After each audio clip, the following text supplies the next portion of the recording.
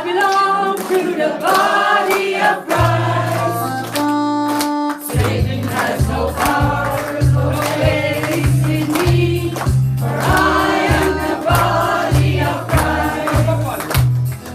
I am the body of Christ. Come on.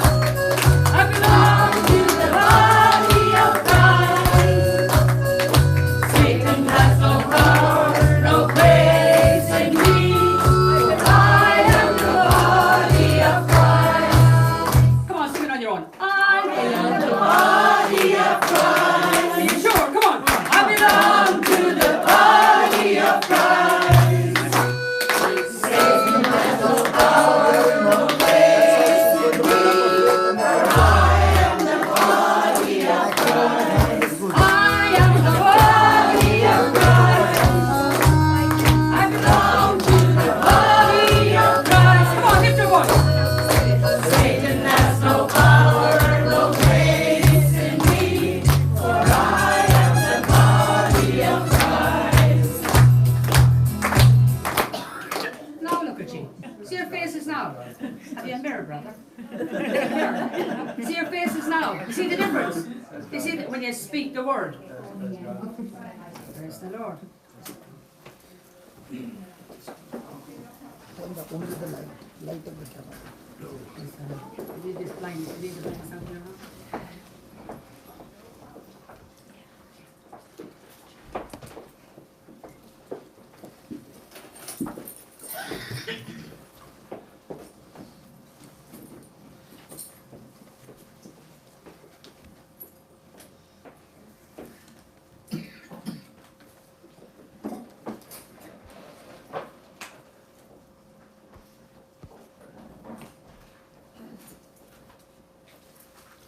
Praise the Lord.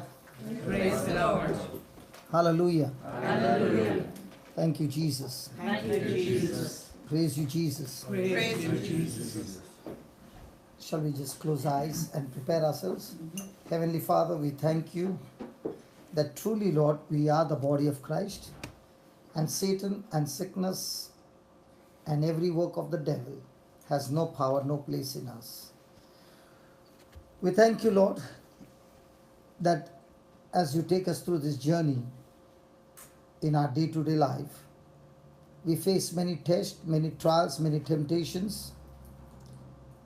And in all this,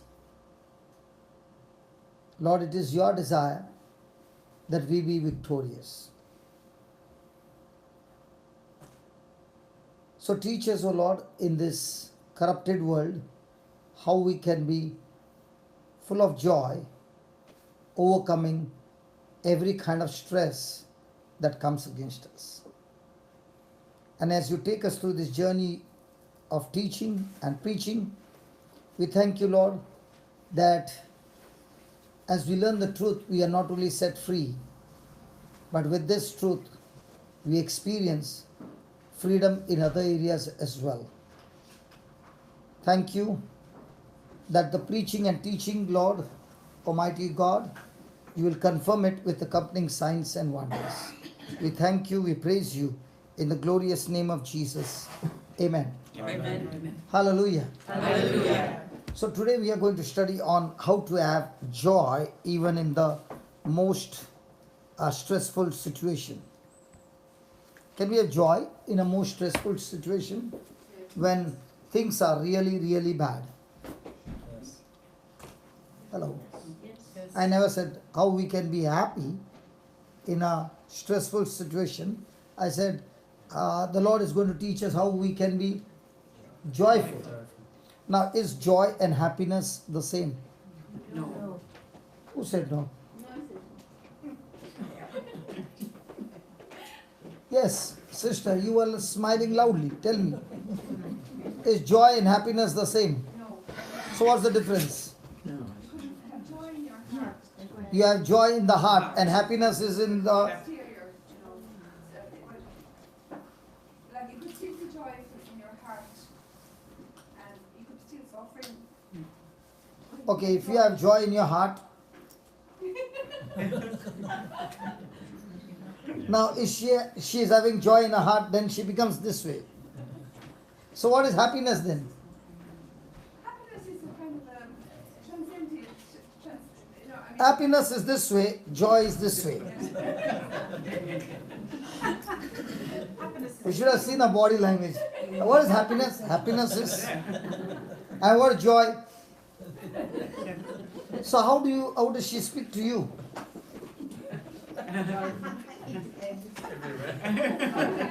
She is saying, I speak to him this way.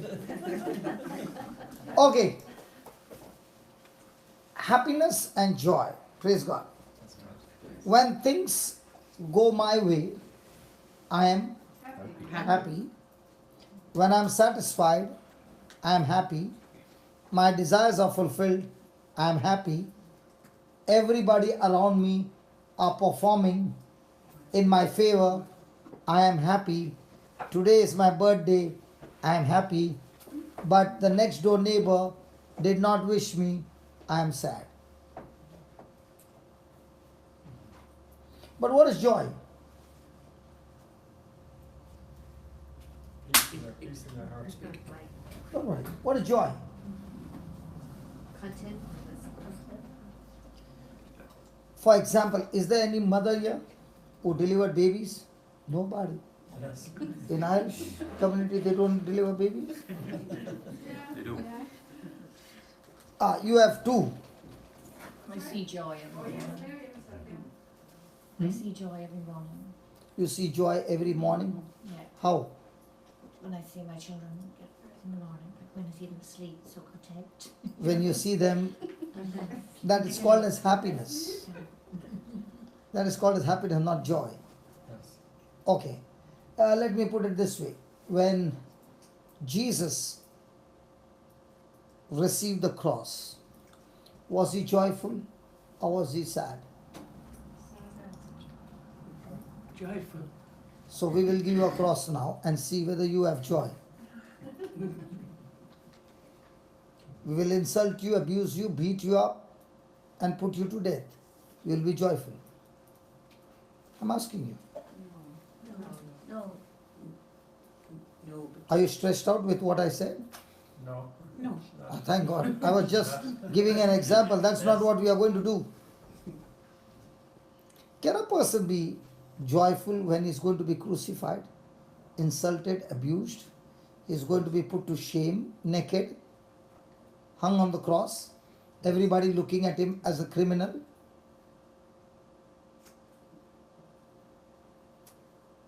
Can the person be joyful? Yes. How? you can see beyond beyond the situation. Like what beyond situation? Well, Now you are a nurse and you are pregnant. I'm a nurse and I'm pregnant, okay? So you have all the knowledge about medical science. And you came and told your husband, first pregnancy, darling, I'm pregnant. Was he happy? Yes. And then began the morning sickness. So bad that you told him, I cannot go for the next 8 years like this. This is only the first month. 8 years to go before I deliver the baby. Oh, me, oh.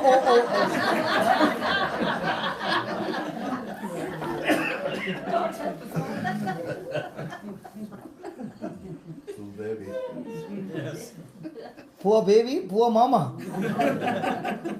Now, 8 months to go. On the first month, you suffered and suffered and suffered. Did you tell him, let's abort the baby? Why not? Wasn't it painful? But I have to say, I was never like that. You see beyond the first month, you see the end product of the baby.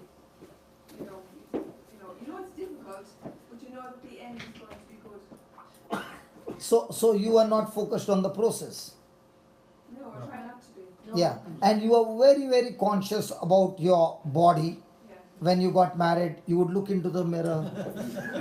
And now when you look into the mirror, your shape is all shapeless. People can get into stress. Okay. Then the back pain started, the head pain, this pain, that pain. And the doctor said, there's some complication in your baby, you will have to take 25 injections. Would you accept it? No, so that means you will abort the baby. No. Either you have to take or you abort the baby. Which one would you take? Take the injection. You see, the husband is saying, I will tell her to take the injection. So you are ready to take the injections. Then came the labor pain time. And the doctor began to train you. Breathe, breathe, breathe, push, push, push. And you said, okay, breathe, breathe, breathe, push, push, push. But you did not understand. But when the pain came, and it lasted only for one day. Only one day. Now, at that time, did you have a mind, I don't want any more children? No. During the labor pain? No. This one I was thinking. Extreme pain? No. No, I don't remember. You still wanted more children. Yes. If God wants. Yes. Yes. But there can be some who are going through extreme pain that they are saying, Lord, not anymore. That's right. One, and that's enough. That's right. Praise God. Yeah. And then the baby came. Yeah. Yes. And the nurse brought the baby. What did you say? Or did you receive the baby? See the baby. Yeah, joy. Now, all those 9 months, you were waiting for the baby. Yes. So, were you focused on the process or were you focused on the end result? And then The end result. So, when Jesus was on the cross, was he looking at the process or was he looking at you and me? So, when you are going through any trial, are you looking at the trial or the end result? And what's the end result in every trial?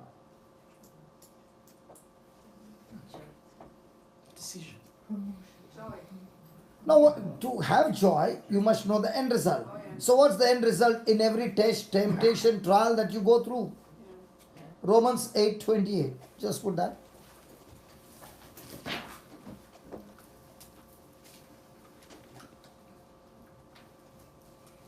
Romans 8:28.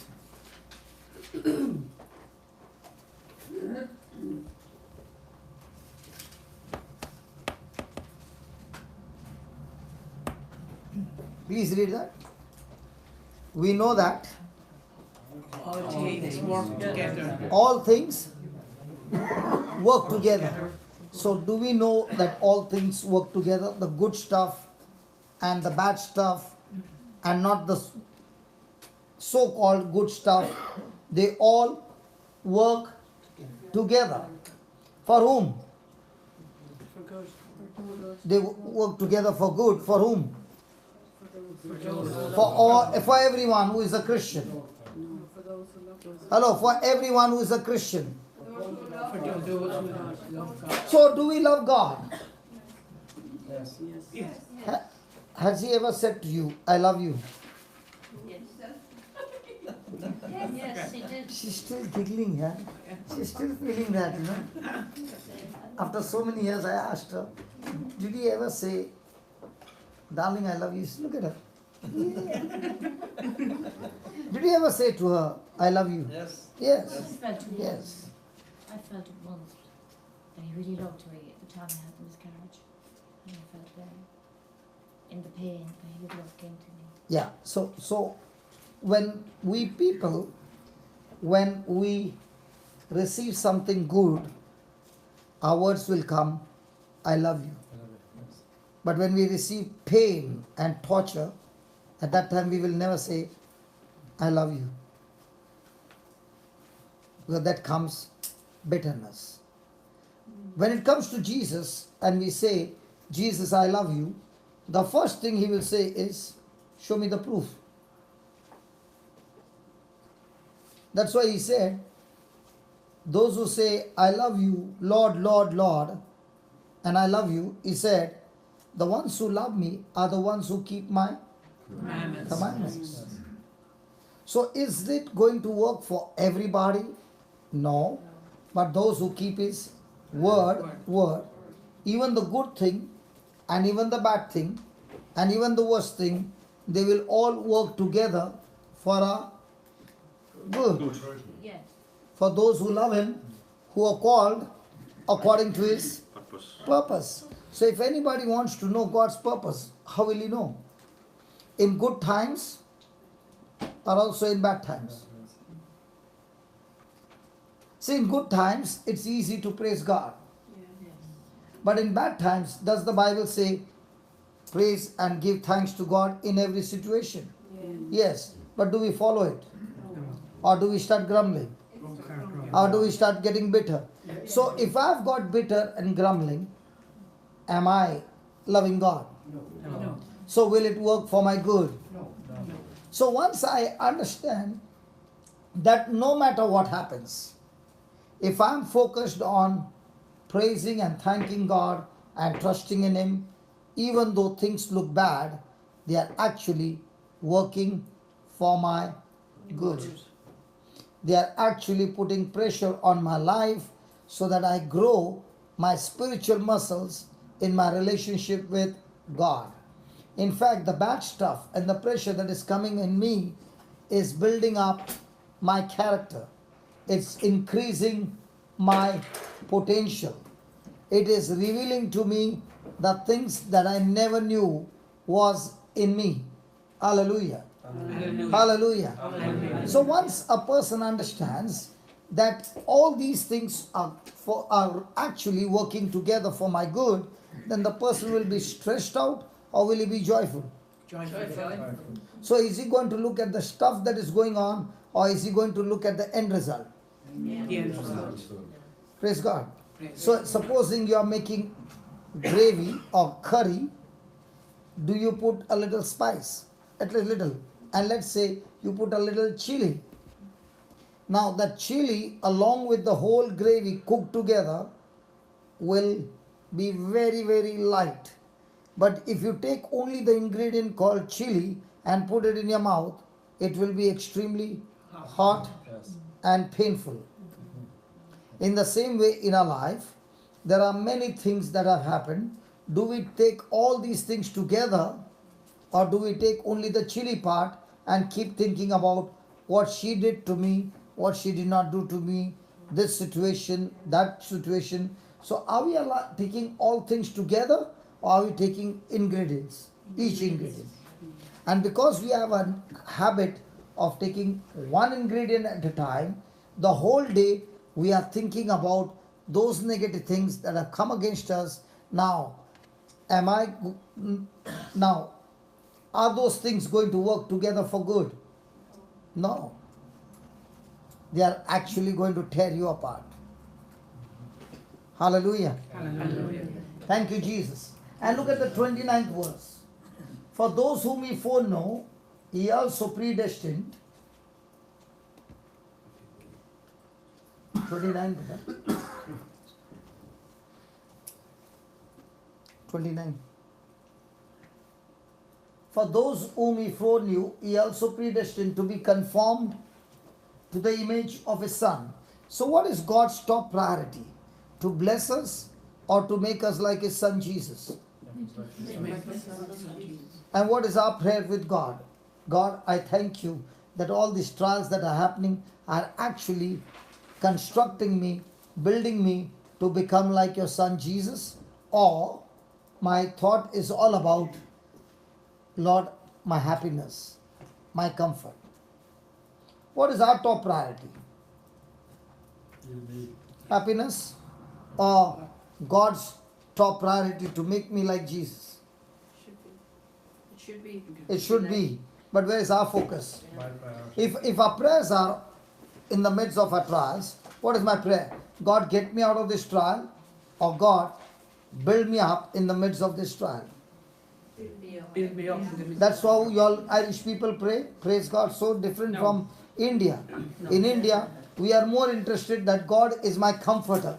Lord, comfort me. And God is saying, I'm not interested in your comfort. I'm interested in your character. Lord, give me happiness. He's saying, I'm not interested in your happiness. I'm interested in your holiness.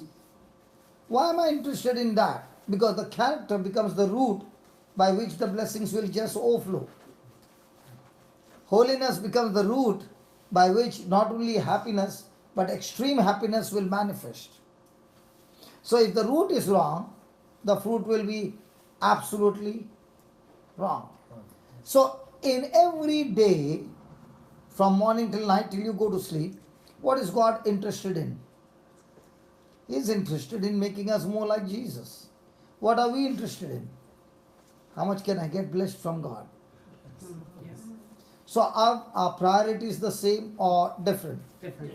And because God is interested in making us like Jesus and our priority is blessing, when things go negative, we feel everything going negative is coming against us. And that's the time we are bitter, we are angry, we are with clamor, slander, malice, and all these things follow. Hallelujah. Hallelujah. Hallelujah. So my attitude is always going to depend on my knowledge. So if I have knowledge from the Word of God, and I believe that knowledge from the Word of God, will my attitude be godly or ungodly? But if I do not have the knowledge from the Word of God, and I'm going through a stress, now will my attitude be godly or extreme ungodly? So what is the Lord saying to us this morning? Is He interested in the root or in the fruit? Root. We are interested in the root of fruit. What is more interesting as a farmer? That you are interested in the fruit or in the root? In the fruit. So every time you will go to the market and bring the fruit. But if you got the root, can you produce the fruit? You got the root called potatoes and you planted them. Will it produce the fruit, potatoes? Yes. But if you don't have the root, you don't have the plant, then every time where will you have to go? To the market. Hello. So God is saying, don't bother about the fruit. You get the root right, the fruit will come. And what's the root? The root is my right thinking. If my thinking is right, then it will always produce right fruits or bad fruits. Good fruit or bad fruit? Good fruit. So good fruit will come based on my hard work or my right thinking. Right. Because when my thinking is right, even when things go wrong, my thinking will say, it is only to build up my character. It is only to build up my spiritual muscles. It's only that God is going to work it for my good. It looks to be bad, but my God is a master planner. The end result is always in my favor. So if that is the attitude, will that person be irritated? No. Has anybody ever seen a live match, any sports match? Yes. Whichever sports, live. Yeah. You will be under pressure. Yeah. But now once the match is over and you know which team won, now you are watching the highlights. Are you going to be under pressure? No. No. In the same way, the Lord is saying, this is the match that I am talking about. And in this match, I want to tell you that I am working only for your good. And in this match, I am only thinking about how to make you more like my son Jesus. So I have already given you the end result. So now when you are going through the process, don't look at the process, look at this and change your attitude. Hallelujah. Hallelujah. Am I giving you good news or a bad news? Good news. So why don't I see any smile on you? You're writing down for the Writing down. Okay. Praise God. Now, was Paul, who went through so many trials, do you remember Jesus was scourged at the pillar? He was whipped, 40 lashes. How many did Paul get?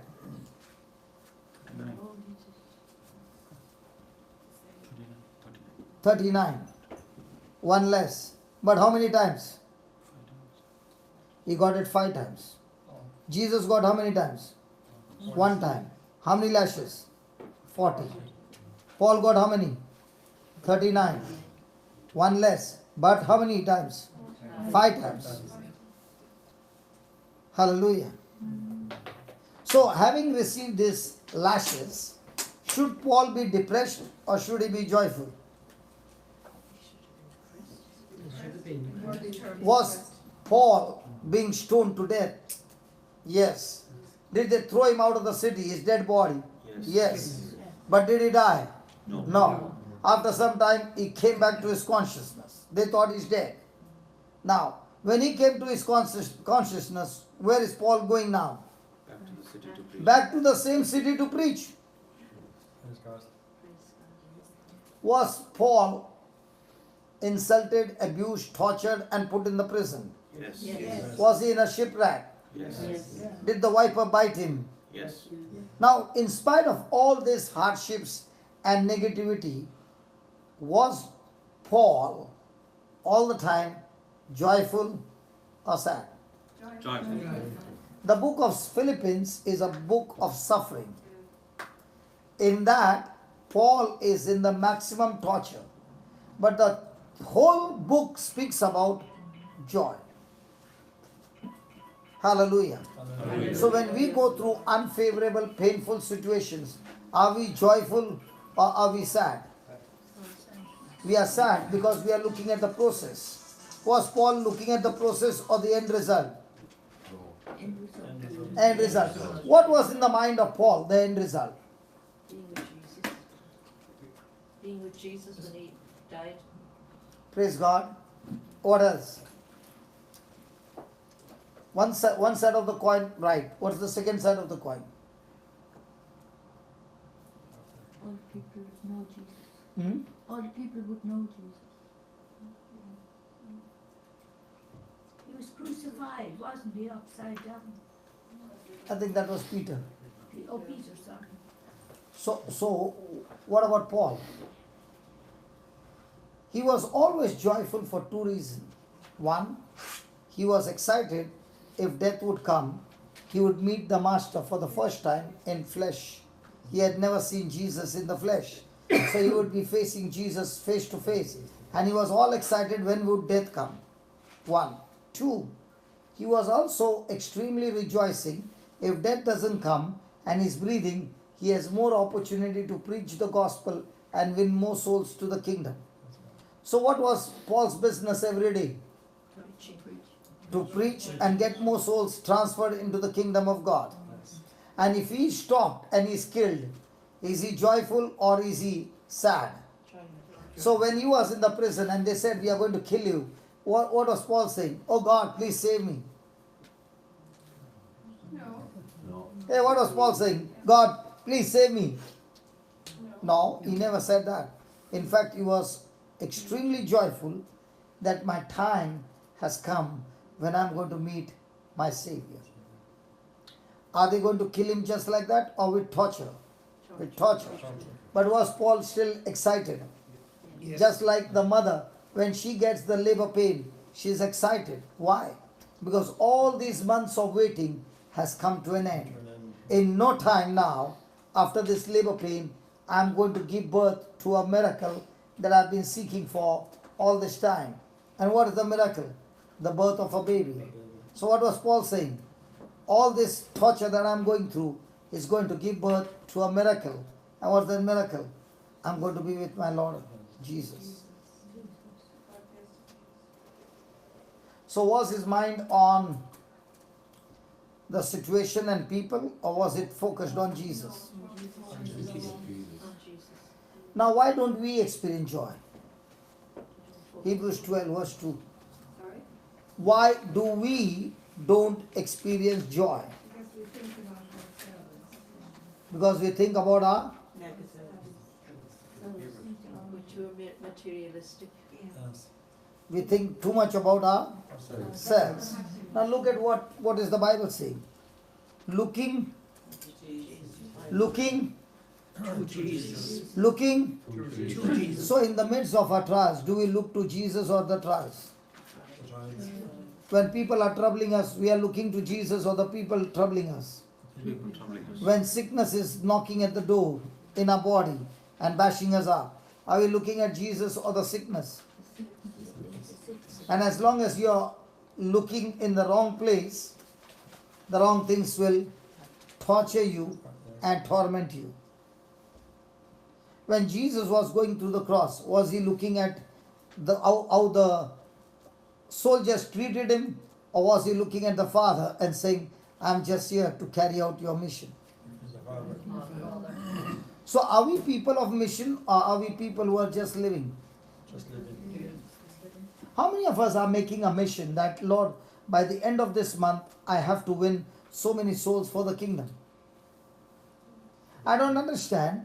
When we work in the world gives us targets, and we will see to it that the targets are met, even though we are Christians. And we want to work extremely hard to meet the targets that the world sets for us.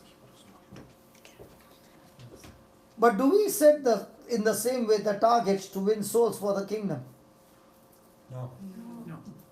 And if there is no target, will the person ever have the Good results. results? No. The world is giving us extremely difficult targets, which looks like out of my capacity. But do they say, okay, it's not your capacity, so let me lower the scale for you? No. What is the world saying? They are saying, I give you euros, but when I give you the euros, I squeeze all the juice out of you. You walk first. Yes. And if you don't cooperate, Yes. you are fired. Yes. So do we allow them to squeeze us? Yes. Do we do the same when it comes to the kingdom? No. So actually speaking, we the Christians should be working how hard? For the kingdom or for the world? But where are we working hard?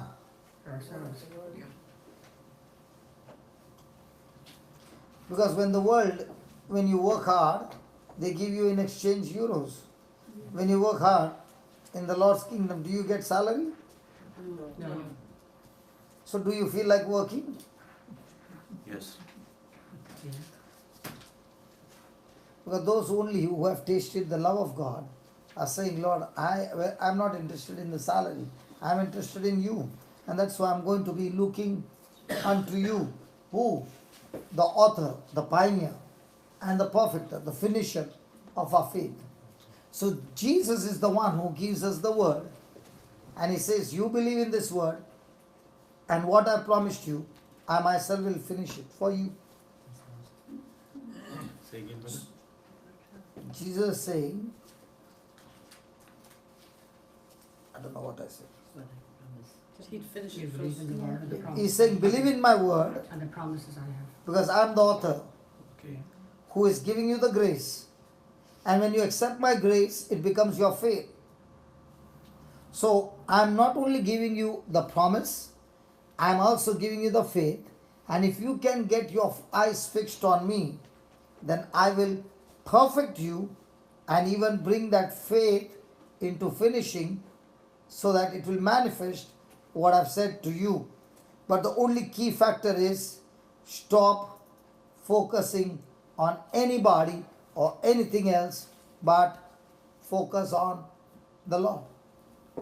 So focusing or looking unto Jesus means looking to the Word of God in such a way that you look and you turn all around, and from every angle keep looking to the Lord. Hallelujah. When you buy a product and you're buying a product, do you turn around everywhere to see are there any scratches, are there some damages, because you want to see that this product is perfect? Yes. Yes. In the same way, are you looking at Jesus in the same way? No. And that's why he's saying, looking to Jesus, the pioneer and perfecter of our faith, who for the sake of the joy, of the joy. So, was there joy when Jesus embraced the cross? Yes. What was the joy? The salvation for the whole mankind. So, joy is depending on physical senses or spiritual senses. Happiness is depending on physical senses or spiritual senses. Physical senses. There's a wrong conception, brother, here. Ah. That when he wept in Gethsemane, Say loudly. there is a wrong conception. Jesus, even his sweat came out of his blood. In Gethsemane, it's because of the terror of the agony he's going to endure in carrying the cross. No, that's not true. Yeah. But this verse says it. That he was joyful to go Yes. through the cross. So why was he sweating blood? Why was Jesus sweating blood? Why was he going through an agony in the Garden of Gethsemane? Probably could see all our sins. Not at all. He is already full of joy for that. Are you joyful to bring a baby into this world? Yes. So to bring that baby in this world, there is going to be labor pain. There is going to be 9 months process. But you are saying, Lord, can you just do it in 3 months? What if you deliver the baby in 5 months? Isn't that good? 4 months cancel. No. Praise God. But after that, when you get the baby, is the baby fully developed? No. So is she going to be healthy? No. Which one is better? That you wait for 9 months or you take it in 5 months? 9 months. 9 months. So which one is better? That God does the process in you or you take a shortcut? How many of us have ever tried to help God? Always thought we could. Has anybody ever tried to help God? Yes. Abraham tried to help God. Because God said, I'm going to give you descendants. So how did he try to help God? He had a relationship with Hagar and produced Ishmael. Because he said, God, that promise that you have given is too big for you. So let me help you. Does that happen in our life? Yes. The promise, Lord, you have given is good and it looks too big for you. So let me do something in the flesh and end up in a disaster. Now, when you look at Jesus on the cross with your physical senses, did he win the match or did he lose? Lose. When he died on the cross. If I and Brother Amal have got a boxing match, I punched him and he died. Who won the match? I won. Because I'm looking at it in the physical. Yes. So Jesus dying on the cross in the physical, did he win or lose? He lost it. He lost it. Yes. But in the spiritual, did he win or lose? You won. How did he win in the spiritual? Obedience. Because just the way Adam lost. Adam lost by his disobedience. Jesus won by his obedience.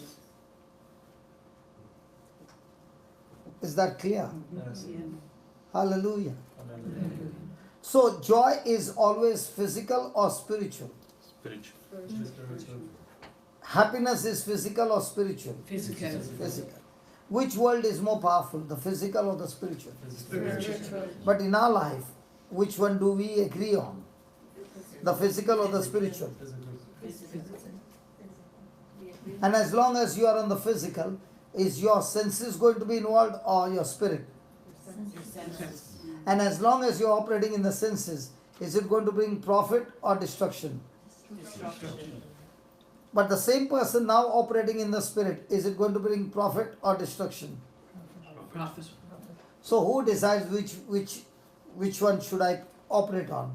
Physical or spiritual? Who decides? I do. So my future is in whose hand? I would. And all this time what were you thinking? My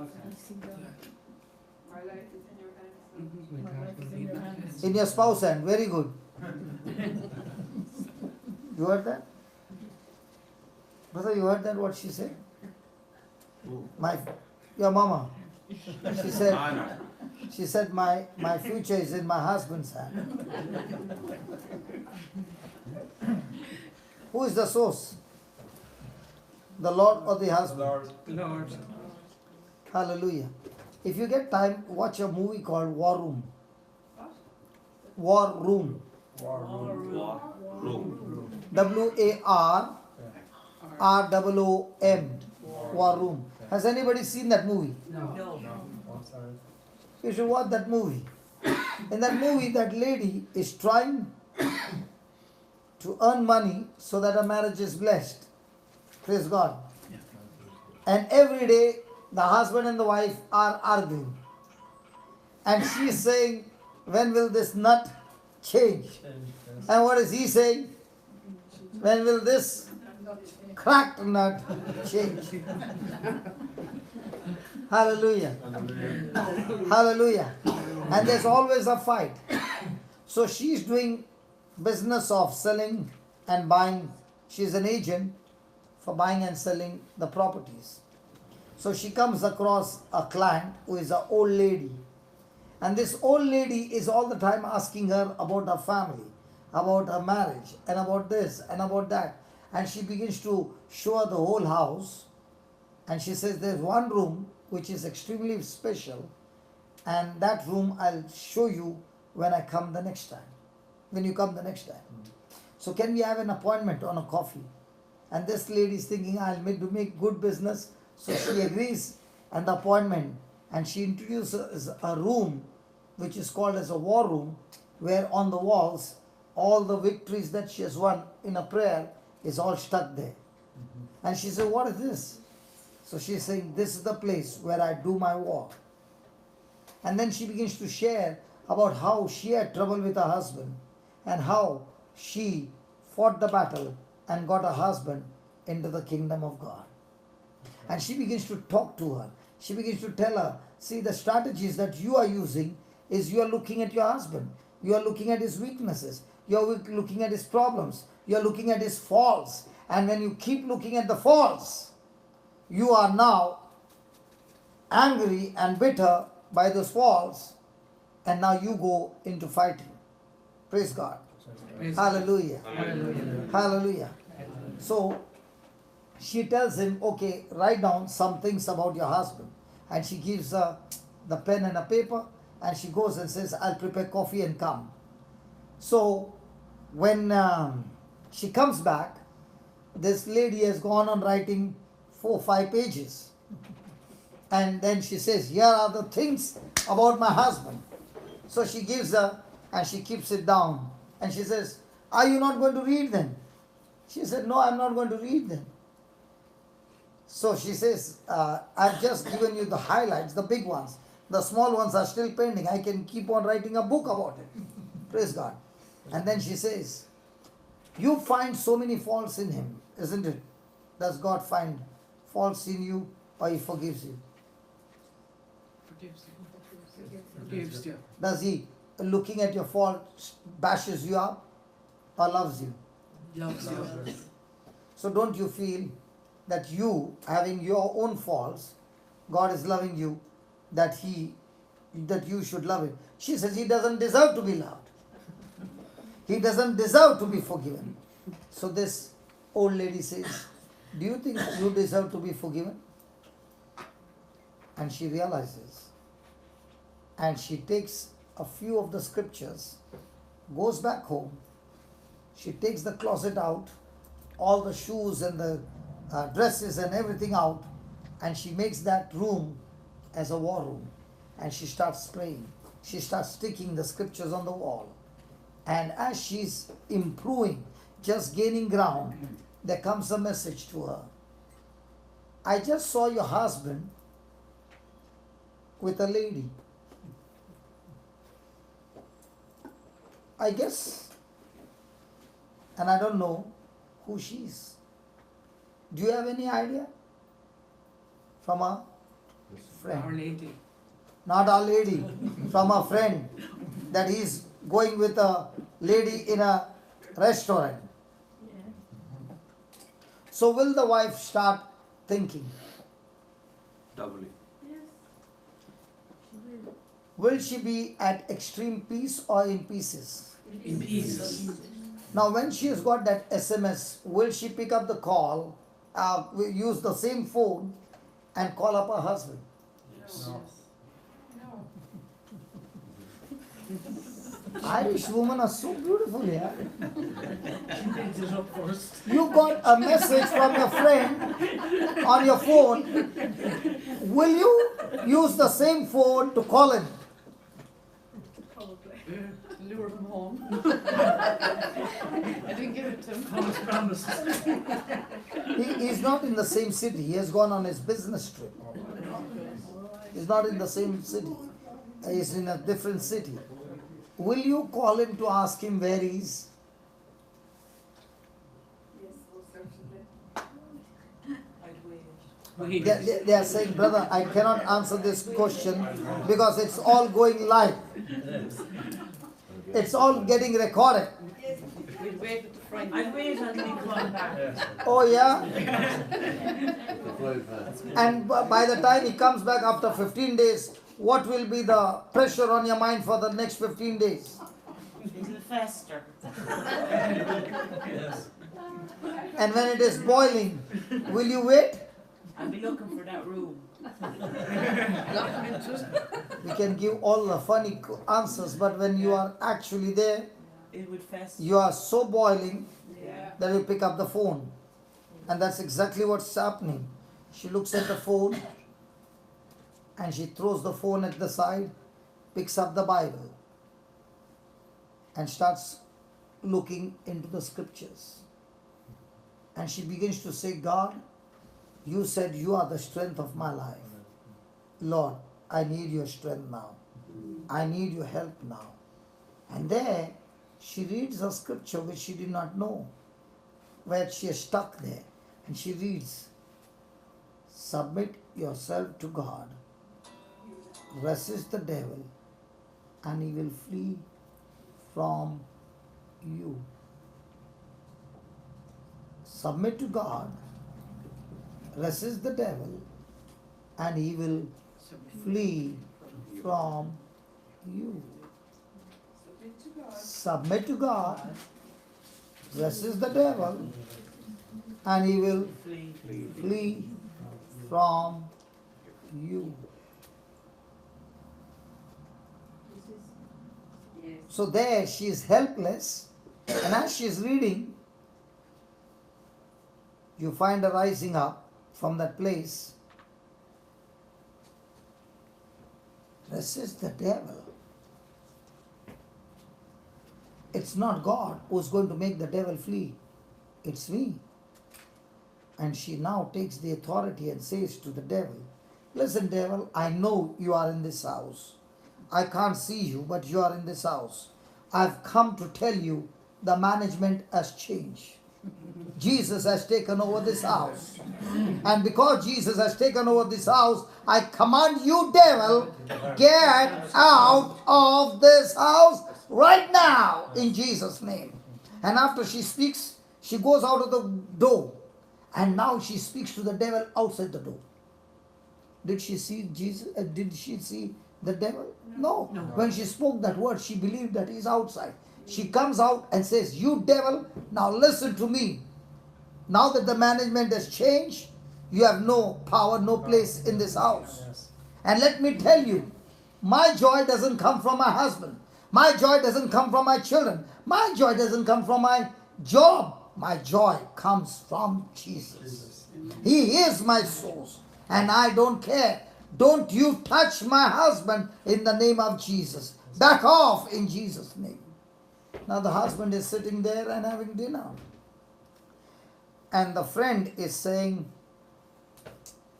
I have a particular wine and it's extremely tasty. So he says, why don't you order it? And she says, it's not in the menu here. So he says, where can I get it? It's in my house. Would you like to taste it? What should the husband say? Yes or no? What is this lady trying to tell him? Oh, you Irish people are so simple. I have to even explain that. Brother Amal, they are so innocent, brother.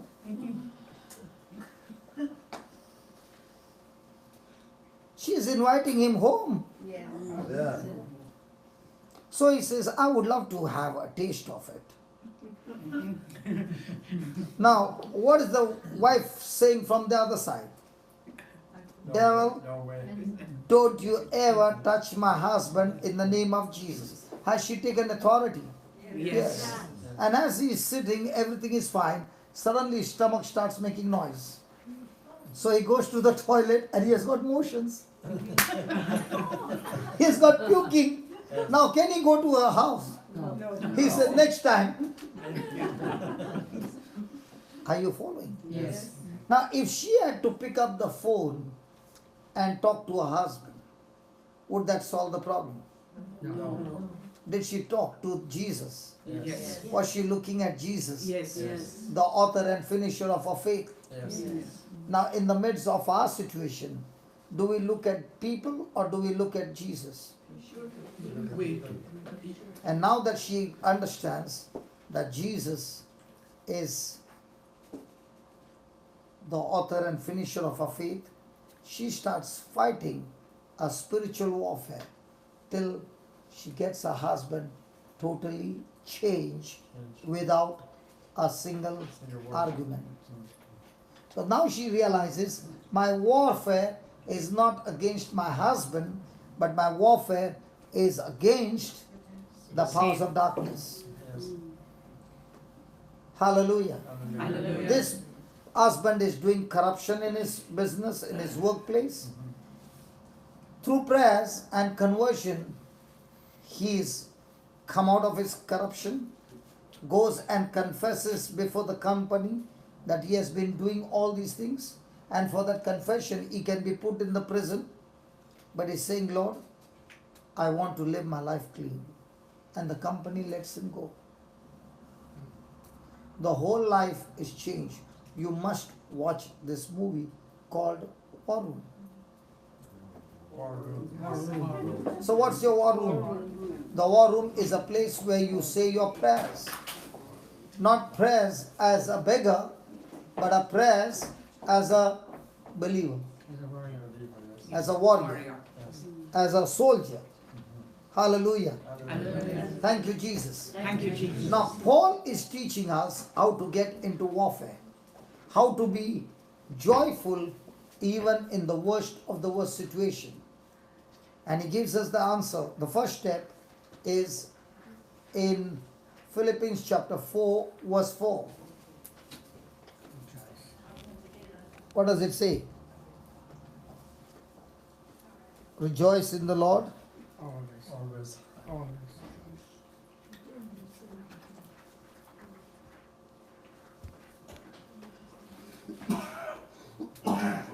Rejoice in your spouse always, and again I say rejoice. Now rejoice in the Lord. Rejoice in your job always, and again I say rejoice.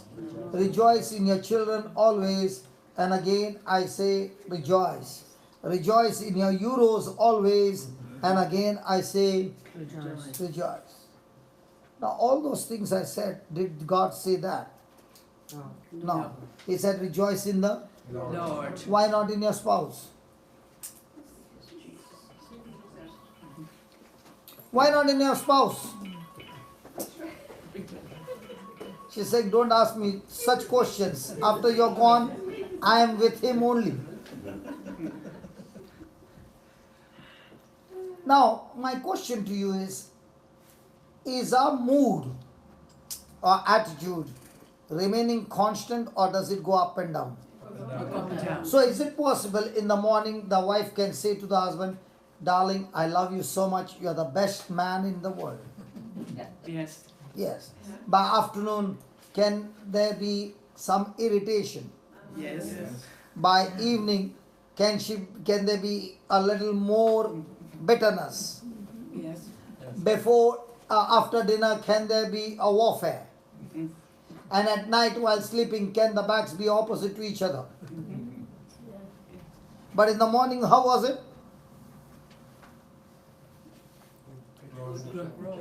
And by night? So does all other things change? Yes. But what about the Lord? It never changes. So are we supposed to be focused on things that are not changing or the things which are changing? On the Lord. But where are we focused on? Jesus.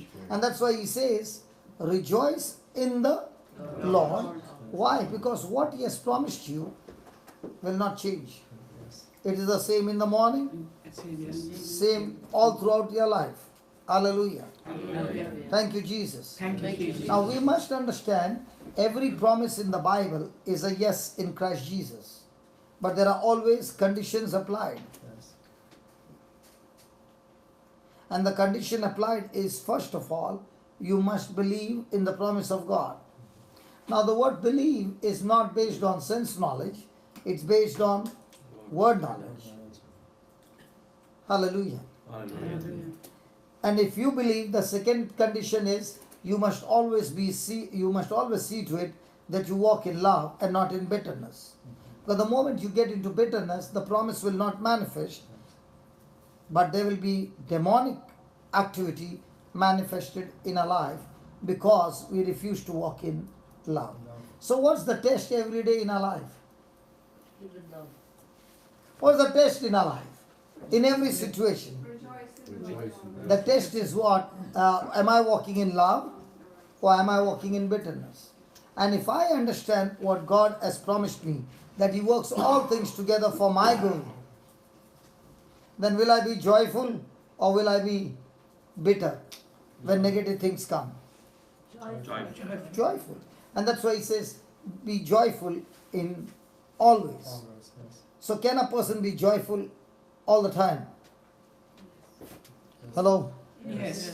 Hallelujah. Hallelujah. So, anybody married? Yes. I know you will answer my questions. No, I want to ask you, Okay. how many years you are married? 35. 35. What? Was it a child marriage? Prom marriage. Yeah, young marriage. You were adult when you got married? I was 20. Okay. I'm 35. So you're 55. 21 plus that. I'm 21 plus that. Okay. In your 35 years of marriage, were you enjoying the marriage or enduring the marriage? Enduring the marriage. And as long as you're enduring, will the marriage give you strength? No. But if you're enjoying the marriage, will you have amazing strength? Yes. So most of the time in relationship, do you find people enjoying their relationship or enduring it? They're enduring it. Really struggling with it. Enduring or enjoying? They're enduring it. They're really Enduring. Yeah. So as long as they're enduring, will that relationship ever be producing good harvest? No. No. But is God saying enjoy or endure? He said enjoy. And what are we doing?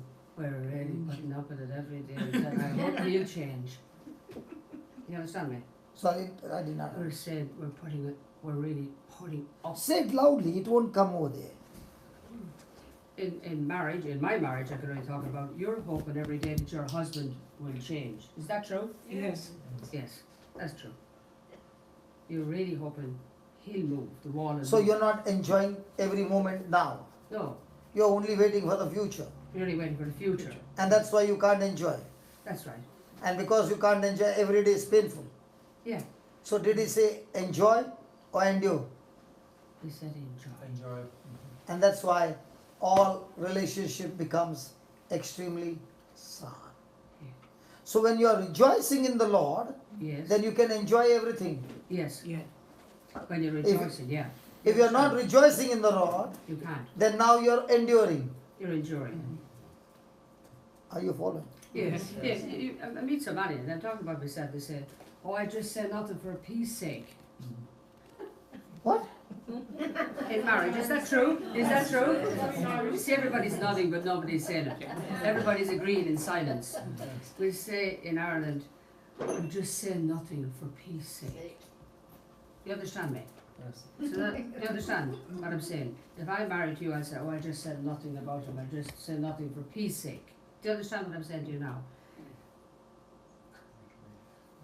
Do you follow me? Yeah, I follow. Yeah. Praise God. Please write down.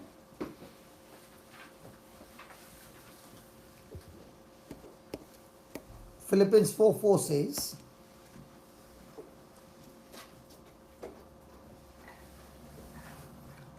rejoice in the Lord always.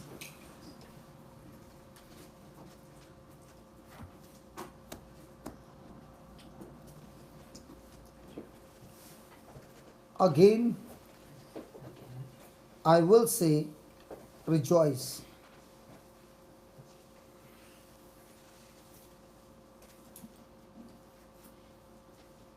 Philippians 4:4.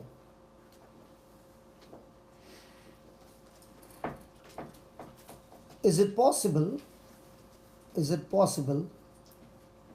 to be continually joyful?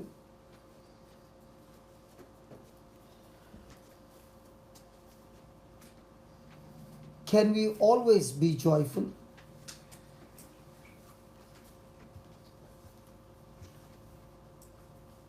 But most people really don't enjoy life. But most people really don't enjoy life. They endure it. Their lives are filled with stress. They endure it. Their lives are filled with stress. And there's very little room.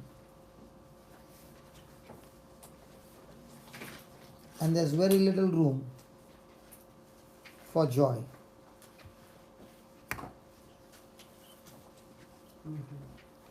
So today, the Lord is giving us a strategy to deal with stress.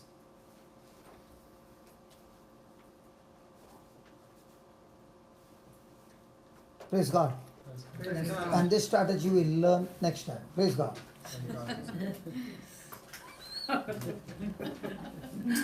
Hallelujah. Hallelujah. Thank you, Jesus. Thank you, Jesus. I met a wonderful lady 2 days back, and it was her desire that she poured out and said, I want to help people in Ireland.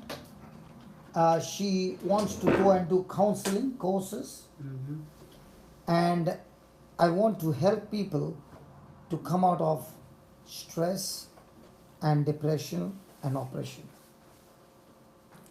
And she has been praying about it, and her husband finally agreed to give her a big piece of land to do this job. Are you listening? Yes. And when she said that, I was so excited that I said, I can work for you, with you, and for you. And no need of me to be physically in Ireland. We can do it through internet as well. Hallelujah. Hallelujah. Now, is Paul teaching us today? Yes. Now, is Paul alive? Yes. Paul is not alive, but what he experienced, the Lord through Paul, is speaking to us. So if God can speak to us what Paul experienced about 2000 years back, can we now also understand the strategy, improve in our own lives, and be a blessing to improve others in their lives? Yes. Praise God. So I got pregnant this time in Ireland. One at your place. You're expecting twins. Yes. There are twins. Yes. I never thought about that. You never thought about that. Twins. I've got twins inside. Praise God. One, a place where the word of God will be preached. Two, a place where the depressed will stay and come out of depression. Praise God. Now look at the strategy that God gives to Paul, who is giving to us. Read Philippians 4 verse 6.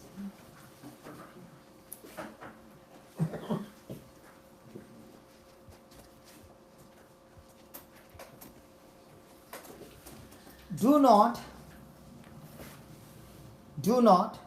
what? Do not worry about anything. Do you know which is the most difficult commandment that we face in our life? This one. Do we all fall into a trap when it comes to this one? Now, what's the first thing that the Lord says to get out of stress? Do not worry. Do not worry. What is worry? Stress. The result is stress. What is worry? It's a negative. Sometimes for lack of faith or something. Lack of faith. But what is worry? Is it a meditation? Continuously. It is a continuous thinking. Thinking about what? About my past, something that has happened in the past, and trying to rectify it, which you can't do it, or thinking about the future, insecurity, which might never manifest, or thinking about the current situation that you're going through. Praise God. Will worry every time mess up your present situation? Yes. Does worry help you in any way No. in your present? No. Praise God. And that's why God gives us a command and says, do not worry about anything. Do not worry about anything. Write down.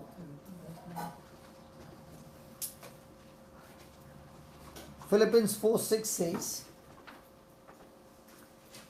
please write down. Philippians 4:6 says, do not worry about anything.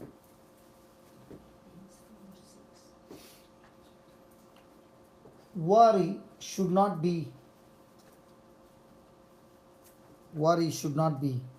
a part of our lives.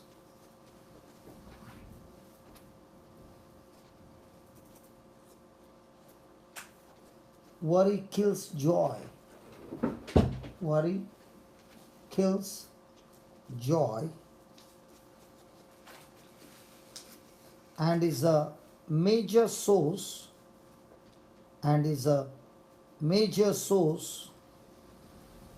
of stress, in our lives.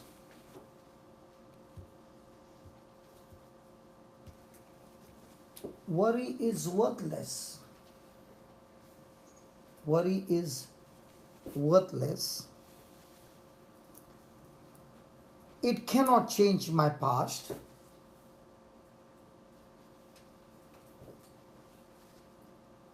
Cannot change my past or control my future.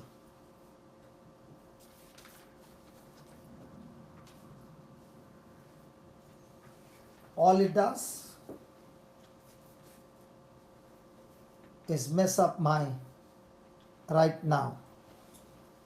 All it does is mess up my right now moments.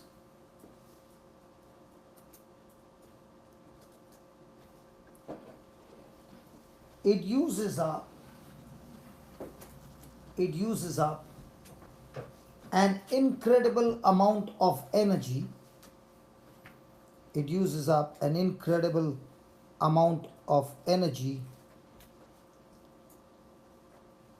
and places a tremendous amount of stress on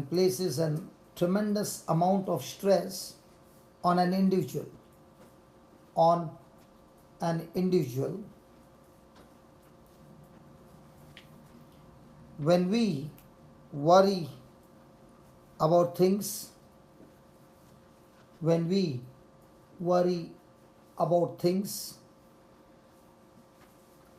they seem to get bigger and bigger.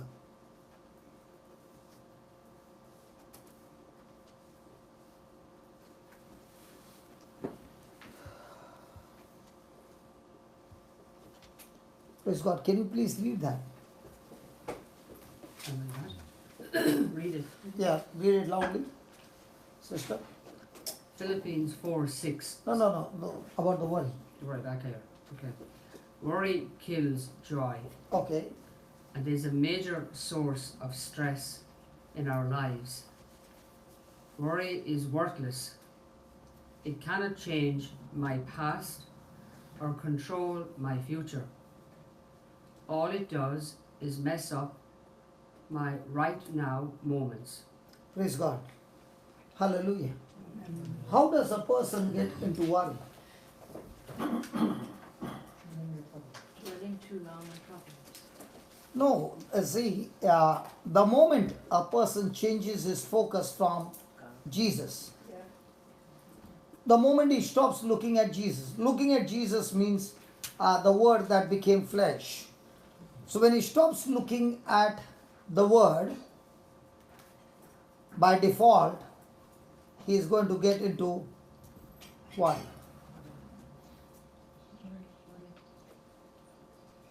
Now, can a person be seated here, listening to the word, and switch off the word, and be seated here and think about the problem back home? Yes. Yes. Will the person next to you understand that the switch is off? No. And it's just a fraction of a second. So what's my battle every day?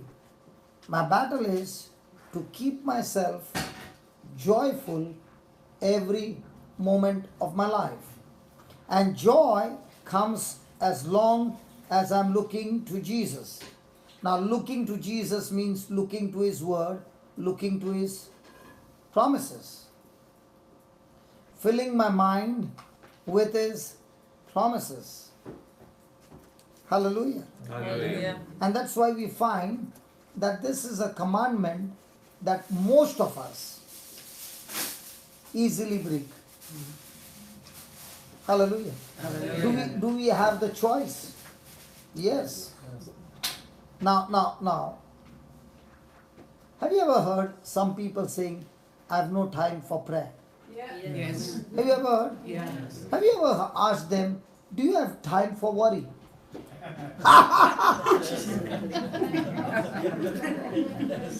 So if you have time for worry, surely you have time for prayer. Because worry is where your mind is working on.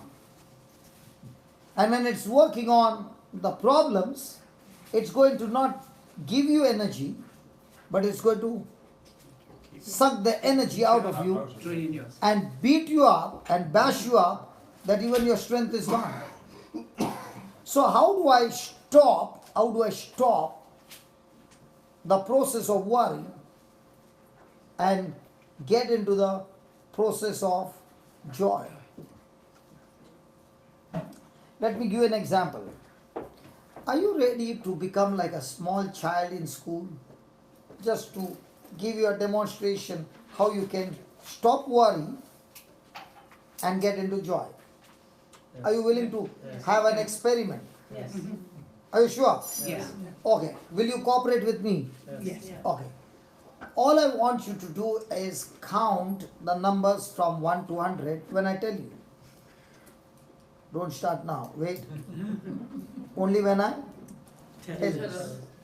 The condition is that you must think of the numbers in your mind without opening your lips. So is worry opening your mouth or keeping your mouth shut? Has anybody ever experienced worry? Yes. Yes. Yes. So you have an experience. So when you're worried, is your mouth open or your mouth closed? Closed. And is it working on your mind? Yes. Are you like a chewing gum, chewing that thoughts again and again? Yes.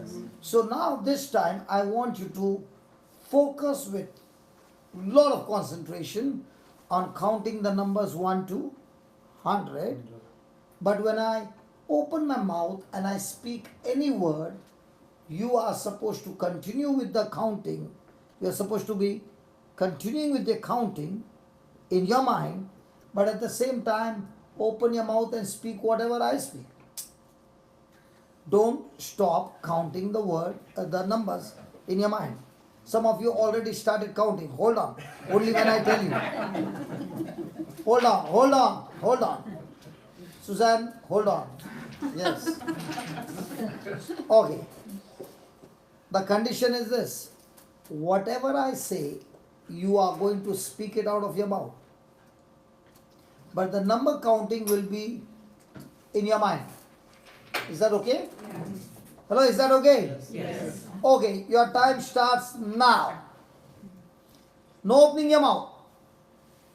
Count it in your mind. Concentrate and keep counting. Say, praise the Lord.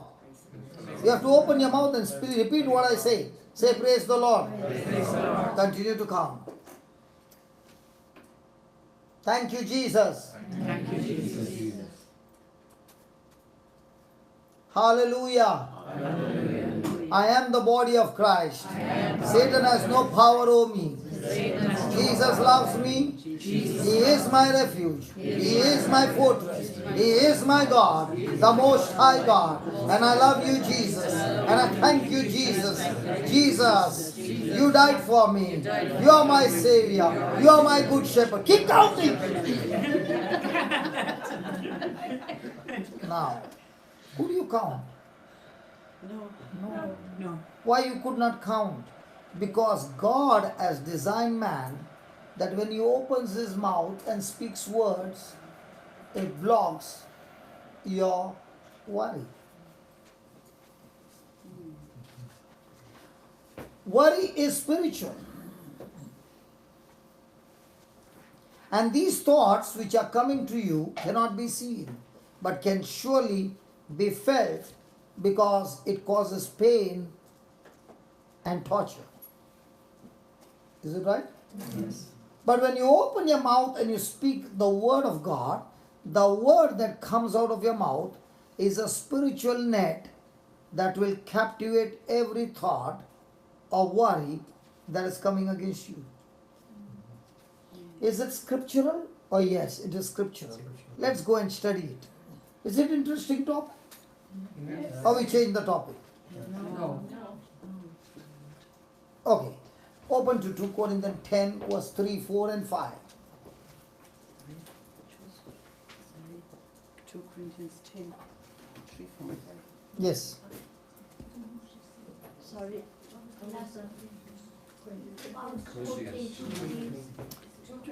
2 Corinthians chapter 10 verse number 3, 4 and 5.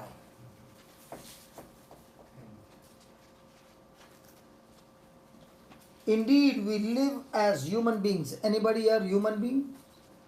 Yes. Hello, are you human being Yes. or God being? Hey, are you human being or God being? Human being. Absolutely wrong. From your mother's womb, when you were born, you were human being. But the day you got born again through Christ Jesus, the Spirit of God came into you, and now you are what? God being. God being, because 1/3 of you, that is your spirit, is already God.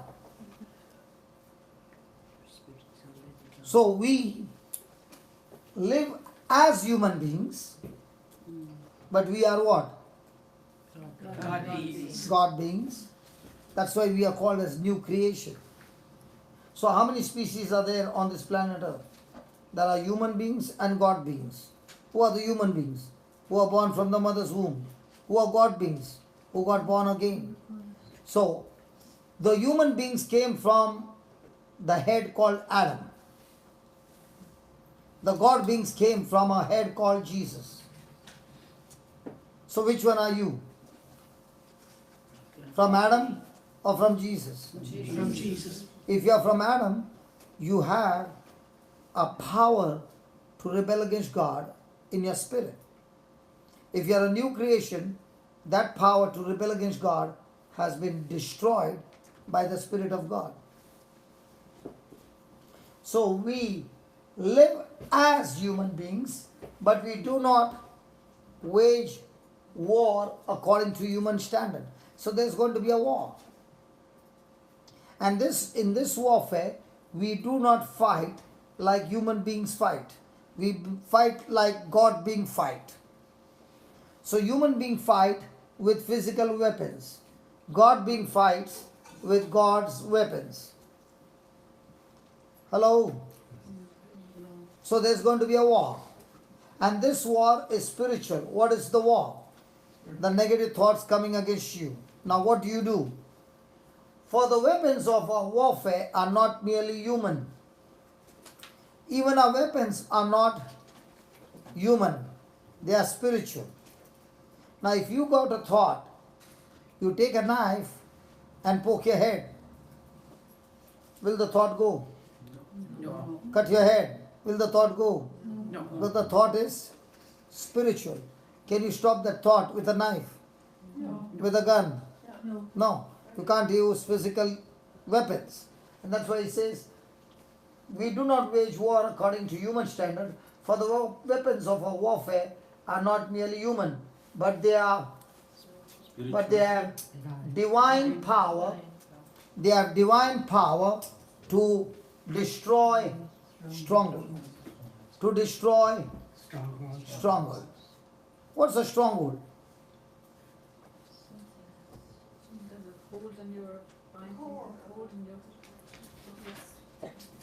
What's a stronghold?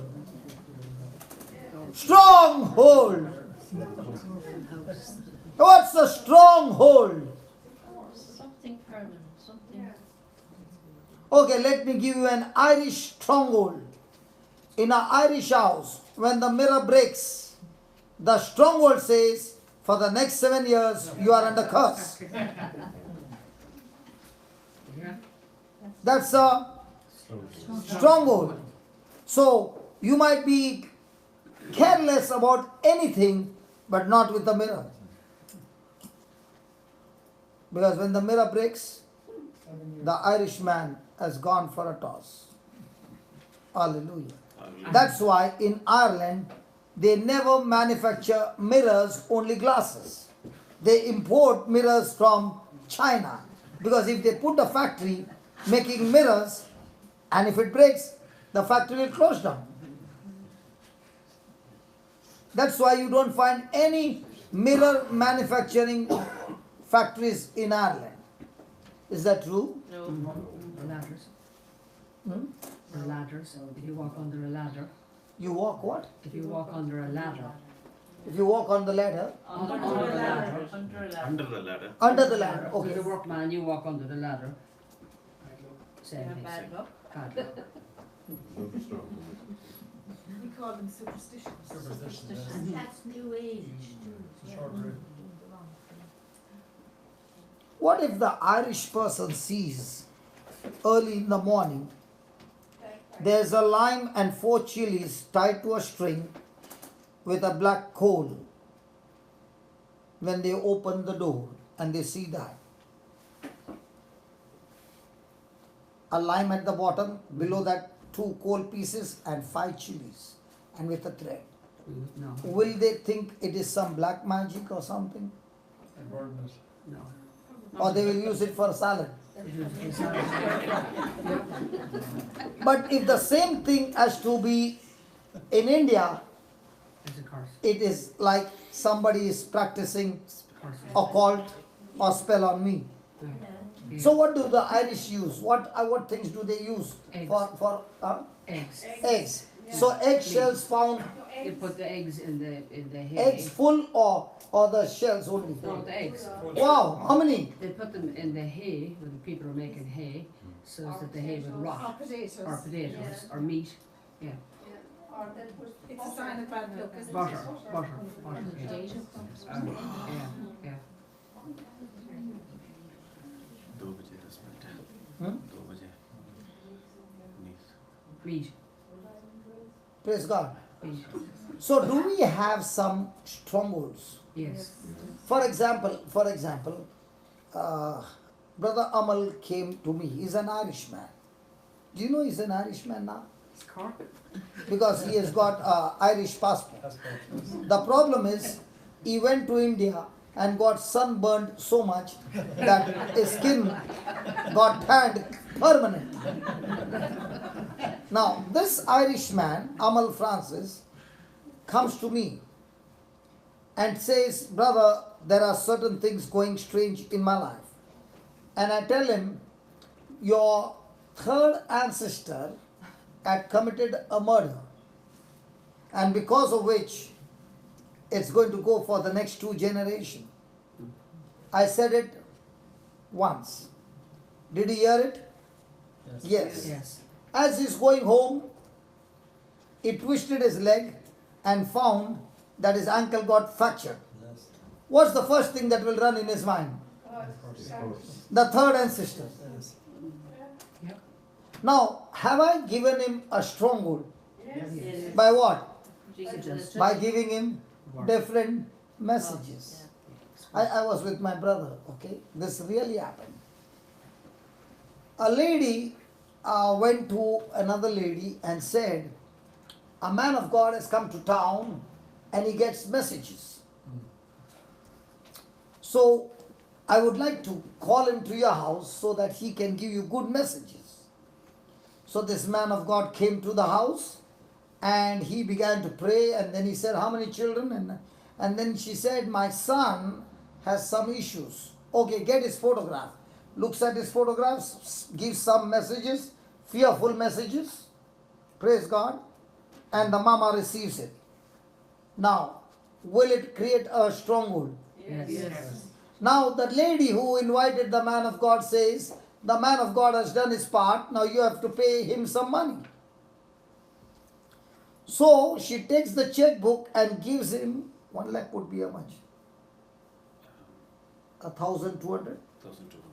1,200 euros. And after giving the check, she's still wondering, how can I pay such a big amount? And she goes and puts the gas on and puts the checkbook on the gas. And she does all strange things after that. Now, did this man of God come to build up her faith or tear her apart? Now, has it become a stronghold? Yes. So, is it possible even in the church that we can give one another some messages and create stronghold in people's life? Yes. Now, such kind of strongholds which have been created by people having titles or anything, how can that stronghold be destroyed? Can I use a knife? No. The only way you can destroy the stronghold is through the truth that comes from the Word of God. Now, somebody said to me, he said, I know a person who cursed another person. He took the doll and took the pin and poked into the doll. And the man whom he cursed, we never saw him again. So, brother, can somebody curse me and that curse can come upon me? Because I saw it happen. And I am so much fearful now.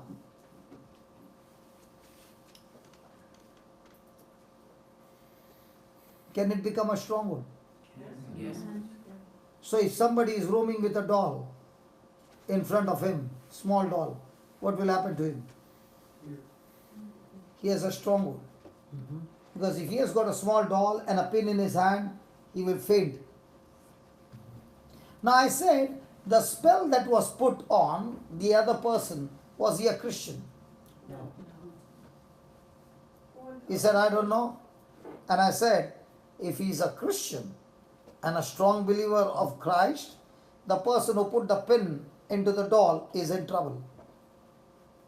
Because that spirit, when it comes to attack this person and sees the light, that spirit gets tormented and goes back and attacks the person who put the pin, because that spirit has got tortured by the presence of God.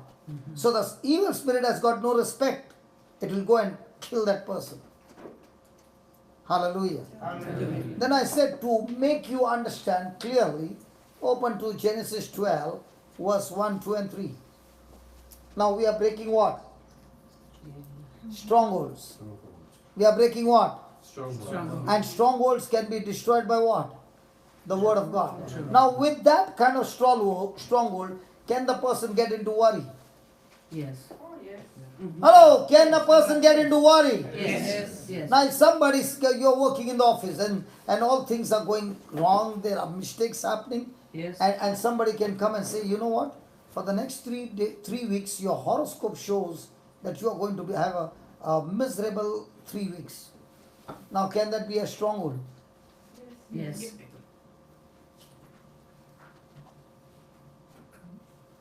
Look at what it says. Now the Lord said to Abram, go from your country and from your kindred and from your father's house to the land that I will show you. I will make of you a great nation, and I will bless you and make your name great, so that you will be a blessing. Is that good? Yes. Yes. What the third was? I will bless those who bless you, and I will curse those who. Anybody wants to curse me now? Hey! Anybody wants to curse me now? Go ahead and curse me. That curse will not affect me. But I have got news to tell you. My God will curse you. How do you say that? Because God said to Abraham. Now, did God say to Abraham, every promise that I have given you is for you and your descendant? Yes. So did Abraham come to India? No. So how did I become a descendant of Abraham? Are you a descendant of Abraham? Yes. Yes. Oh, you went to the Middle East. Oh, Abraham came to Ireland. No. I got the word of God. Huh? I got the word of God. No. How did you become a descendant of Abraham? Baptism. Hmm? Baptism.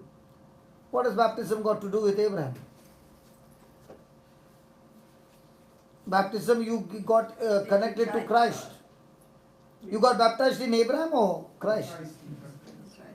So how come you be a descendant of Abraham? Because Abraham went out in the world. Hmm? He went out in the world. He went Who? out among people. So your next door neighbor goes out into the market, you become his inheritance. You become his descendant, your neighbor's descendant.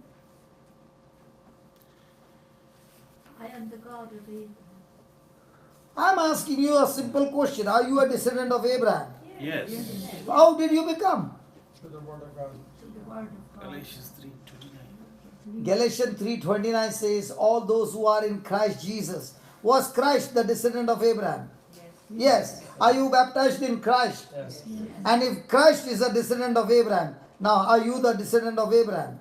Yes. And now that you are a descendant of Abraham, if somebody curses you, what is God saying? He'll be cursed. So now, are you having any stronghold that this one did this spell and that spell? We have 10 masses said to get rid of it. Sorry? And we have 10 or 20 masses said to get rid of it. I didn't follow you. You have to say You 10 have to say 10 masses to break the curse, or 20. That's not what the Bible says. That's what I'm going to say to you. That's what we've been doing. Yes. Yes. Bible doesn't say that. No.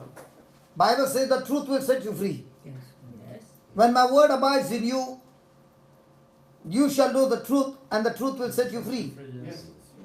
Come on. Yes. Yes. Yes. So this man had fear that somebody might curse him, somebody might put a spell on him. So I told him, if you belong to Christ, then you are Abraham's offspring, heirs according to the promise. And if you are Abraham's heir, God said to Abraham, I am going to bless those who bless you, and I am going to curse those who curse you. And I am going to bless you in such a way that nations around you will be blessed because of you. Yes. So from today, are you going to say, God bless me, or are you going to say, thank you Lord, I am a blessing to the nations? Thank you, Lord. Bless me. My question to you is, am I a blessing to Ireland? Yes. Did I ever think that I would come to Ireland?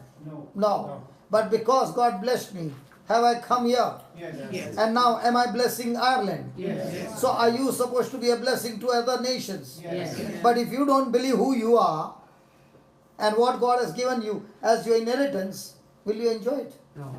No. We don't know. We didn't know we were heirs. Now you know. Now we know. So can you now go to Medjugorje and be a blessing over there to those people? Yes. Yes. Because there will be so many people who do not know the word. Yes. And they might be going as a pilgrimage and coming back without a truth. Now, did Jesus say when you go on a pilgrimage, the pilgrimage will set you free or the truth will set you free? The truth will set you free. So there might be people who are going for 20 times, 30 times, but will the truth set them free or 30 times going will set them free? The truth. If they go there and listen to the truth and come back, surely they will be set free. But if they go with the mindset that I climbed the mountain without shoes and I got down the mountain without shoes, I will be free. No, you won't be free. Your legs will have cuts on the legs. Yes. Now you will have to pray to God, Lord, my legs are wounded now. Yes. Hallelujah. Hallelujah. Thank you, Jesus. Thank you, Jesus. Is the Lord speaking loud and clear? Yes. Put that warfare.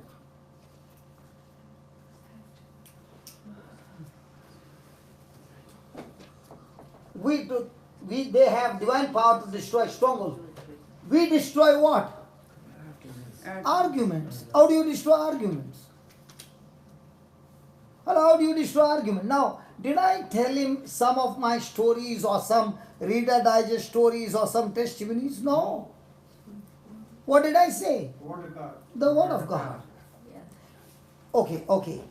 Yesterday, last night when I was coming with Amal, I said, brother, last night what we saw, miracles, was an amazing miracle.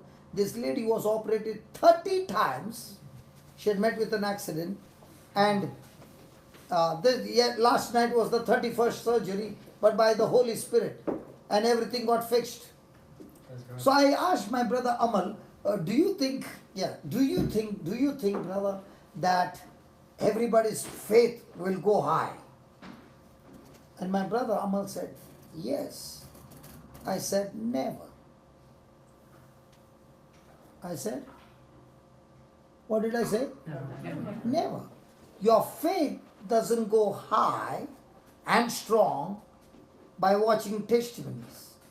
If that was true, then the Israelites would have been extremely high in testimonies because they saw the Red Sea part. Oh, what about you? Have you ever seen any spectacular miracle like that the Red Sea parted and they walked through? Have you ever seen the waters were bitter at Mara and he throws a tree and the water becomes sweet? No. Have you ever seen the locust coming and eating all the crop in Egypt, and in the house of Egyptian not one thing was damaged? Have you seen death of the elder son in Egypt and not a single death in the house of the Israelites, that too in Egypt? No. Amazing miracles after miracles, but did that change their faith? No. Did that strengthen their faith? No. Why not? Because faith is strengthened on the foundation of the word, not miracles. You can see 1,000 miracles, but your faith will not be strong. The faith is strong on the foundation of the word. That's why Jesus said, the person who builds his house on a solid rock Solid rock, yes. is not the one who is listening to the testimonies. He said, the one who hears my word and does what my word says. Yes, the miracle will give you the boost to understand this is how it works. This is how it works. Hey, this is how it works. That's all. But the real growth of your faith comes by the hearing of the word. That's why the Bible doesn't say faith comes by hearing and hearing testimonies. It says faith comes by hearing the word that is preached. Why preached? Because by preaching the word, secrets are revealed. Mysteries are opened. And when a person understands that, that brings faith. So how do you break strongholds? By arguments? Never.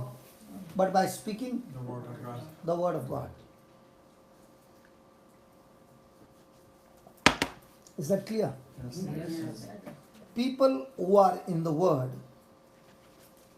don't get amazed when miracles happen, because they know it has to happen. How many of you got amazed when you put sugar in the coffee and the coffee became sweet? I'm asking you. But how many of you will get amazed that you put sugar and the coffee is still bitter? I don't think People who are in the Word, in the warfare, in the Word of God, they only get amazed when they don't see it manifest. And that's why Jesus was talking to the disciples and said, do not harden your heart. Means what? They were sensitive to the senses and not to the spirit. People who break stronghold are sensitive to the spirit, to the word of God, and not to their senses. We are sensitive to what? Our senses or the word of God? To our senses. And that's why we believe more of the senses, less of the word. But a person of faith, he's believing what? So, a person who is sensitive to the word, will he have joy or stress? Joy.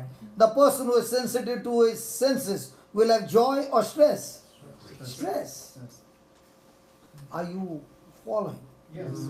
So, we destroy every arguments and every proud obstacle raised up against the knowledge of God, and we take every thought captive to obey Christ. So can every thought be taken into captivity Yes. through the word of God? Yes. Can sin be ever committed without a thought? No. Never. So proof. Can we bring thought into captivity? Yes. Using what? Word of God. So can a person be stressed when he's using the word of God? No. Never. Can a person take medicine and sleeping pills and get out of stress? Never. Can a person get stressed by laying of hands? Never. The only way you can get out of stress is when you learn the word, understand the word, speak the word, believe the word, act on the word. You are out of stress. Isn't it amazing today? Yes. A person who was once upon a time in depression, psychiatric, today standing and preaching to the Irish people. Praise God. Praise God. For me, that is the biggest amazing thing. Because I could never ever think. You know what was my stress? My stress was so bad that I literally lost my memory, that I did not know my name. Why did I lose?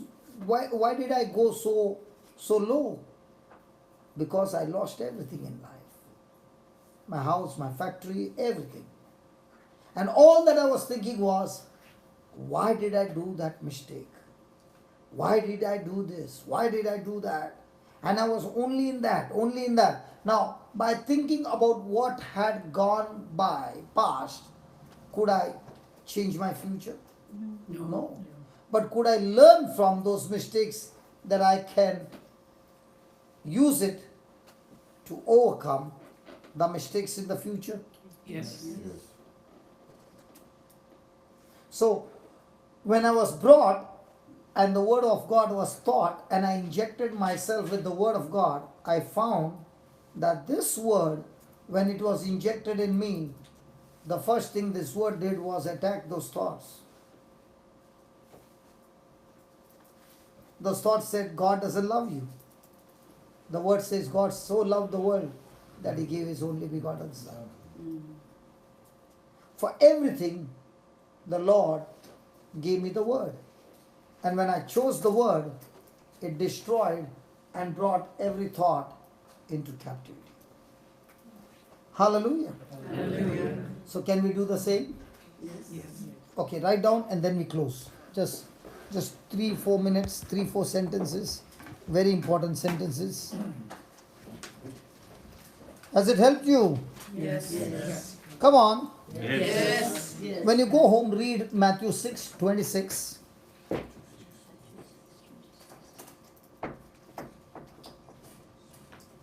(34). Can you give me 6:31 from the other translation? Okay. Matthew 6:31.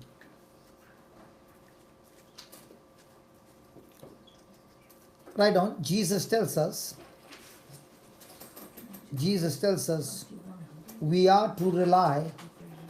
Jesus tells us we are to rely on God,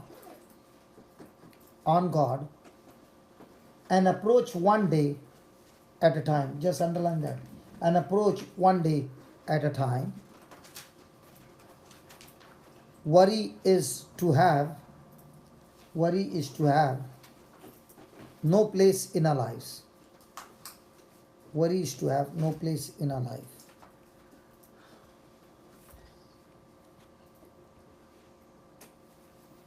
There are 4 steps to relieve stress. There are 4 steps to relieve stress. First step, worry about nothing. Second step, pray about everything.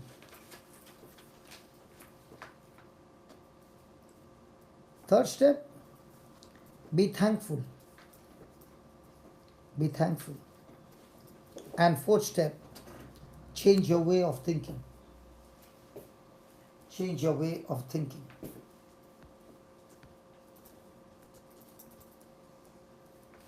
Let's start with 26 to 33 and we close down.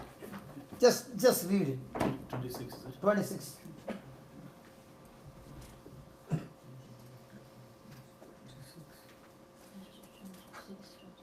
Okay, now here is Jesus giving us the example how to be free from stress, from worry. Behold the fowls of the air, for they sow not, neither do they reap, nor gather into their barns. Yet your heavenly Father, what? Feedeth them. Are you not much better than they? Which of you, by taking thought, can add 1 cubit unto his stature? And why take you thought for raiment? Consider the lilies of the field, how they grow, they toil not, neither do they spin. And yet I say unto you, that even Solomon in all his glory was not arrayed like one of these. Therefore, if God so clothed the grass of the field, which today is and tomorrow is cast into the oven, shall he not much more clothe you, O you of little faith? Therefore, everybody say that. Therefore, take no thought saying. Take no thought saying. Just give me the new King James. You got New King James? No. Does anybody have a translation which says, "Do not worry, saying"? The verse 31. Verse 31. What's the translation? Yeah, What does it say? do not worry and say, what are you going to eat? Do not worry And say, and say, but there is some translation which says, "Do not worry, saying." Therefore, do not be anxious, saying. Do not worry, Saying. saying. Do not worry. Hello, do not worry. Saying. Do not worry. Saying. It's okay if you got some worry in your mouth, in your mind, but don't open your mouth and say. Why? When you're worried and you open your mouth and you say, that worry just got activated to be manifested. Because words are raw material. Words are raw material for my future. So when you are worried, are you giving the right substance or the wrong substance? So when you have given the wrong substance, will the manifestation will be right or wrong? And that's why that's why Jesus says, do not worry what? Say, what will we eat, what will we drink, and what will we wear? For the idolaters eagerly seek all these things, and your heavenly Father knows that you need them. But seek you first the kingdom of your spouse and of your children and their happiness, and all these things will be provided for you. kingdom of God. Seek you first what? Kingdom of God. And what are we seeking? Our kingdom. Hey, what are we seeking? Our King. Our kingdom. So are we working for the kingdom of God, or are we working for our own kingdom? Our own kingdom. Are we working for the benefit of others in the kingdom or for our own benefits? Our own benefits. So will you be worried? Yes. But if you are seeking for the Lord's kingdom, will He take care of all the worries? Yes. Yes. Will He take care of all your needs? Yes. Now isn't He saying all these things will be added unto us? That's a hymn or a song. We sing that in church. Seek ye first the kingdom of God. We sing, but our mind is full of what? Worry. Yeah. Just because I sing doesn't mean I just got activated. It helps us. It helps us. Helps the mind. You think the words. Praise God. So from now on, are we going to seek the Lord's kingdom or our own kingdom? Lord's kingdom. So the whole day, how much are you thinking about your benefit and others' benefit? Others' benefit all the time. Praise God.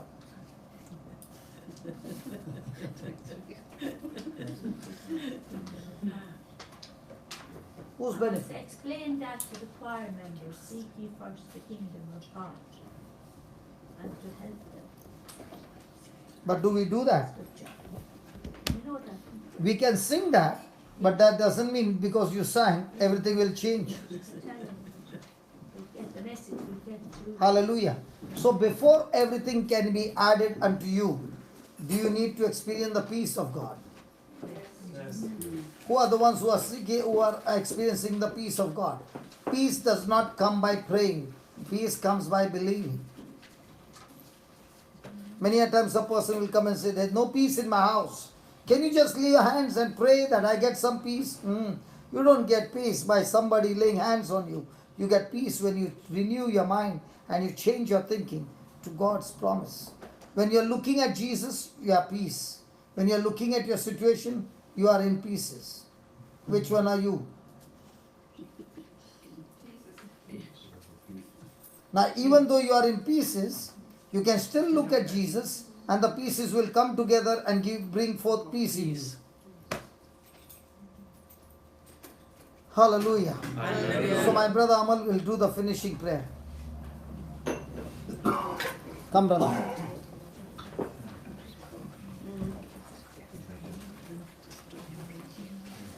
Father, we thank you and we praise you. We learned it today, Lord, how stress can be so destroying in every walk of our life. And this stronghold can only be destroyed not by any physical works of ours, but rather by believing and confessing and speaking God's promise in those situations in my life, so that that stronghold has been uprooted and peace and grace flows in as I increase in the knowledge when I ponder more on your word, so that all the strongholds are uprooted, giving us the joy, the peace which the world is longing for, and easily accessible through your grace when we read your word and believe in it and act on it. We thank you, Lord, for giving us this great promise today. We ask everything through Christ our Lord. Amen.